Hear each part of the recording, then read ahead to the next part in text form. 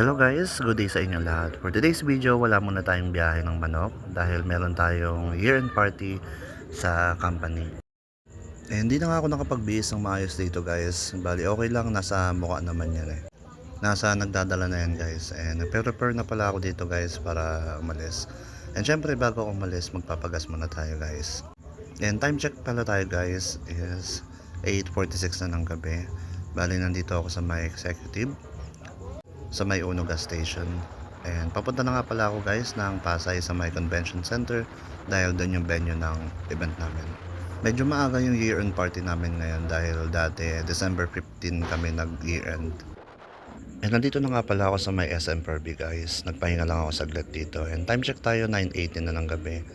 Medyo late na tayo sa event natin dahil ang start ng event natin is 7 PM and ang tapos is 12 PM. Ang target time ko na makarating doon is 10:30 para kahit papano meron akong 1.5 hours na mag-stay. And bali dapat kasi guys, hindi rin ako a-attend ng year namin dahil may biyahe ako ng Pangasinan. Pero naisip ko kasi once a year lang naman kaya attendan ko na lang din. And dito na nga pala ako dumaan sa may Quezon Avenue. Sabi kasi na Waze mas mabilis daw dito. And baka kasi matraffic din ako sa EDSA pag doon ako dumaan. And nandito na rin pala ako guys sa may Pasay. Mga ilang minutes na lang nandun na ako sa venue namin.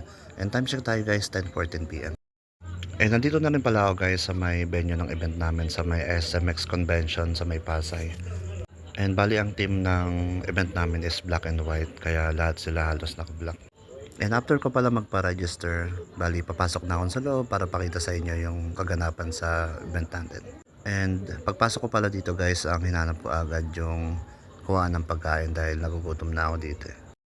And bali guys, patapos na rin pala yung event namin. Bali ang last band na magpe-perform is December Avenue. Nasa around 10:45 na kasi. And hanggang 12 lang yung event namin. And ito nga pala guys yung mga kaganapan sa year-end party namin.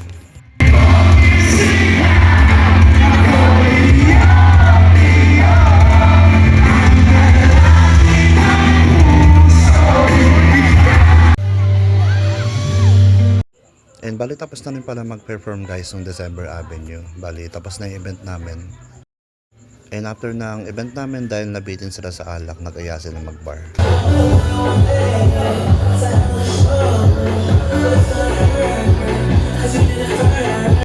Bali dito lang pala yan guys sa may poblasyon sa may Makati. Maraming bar dito sunod-sunod. And pauwi na rin pala ako dito guys. Thank you for watching.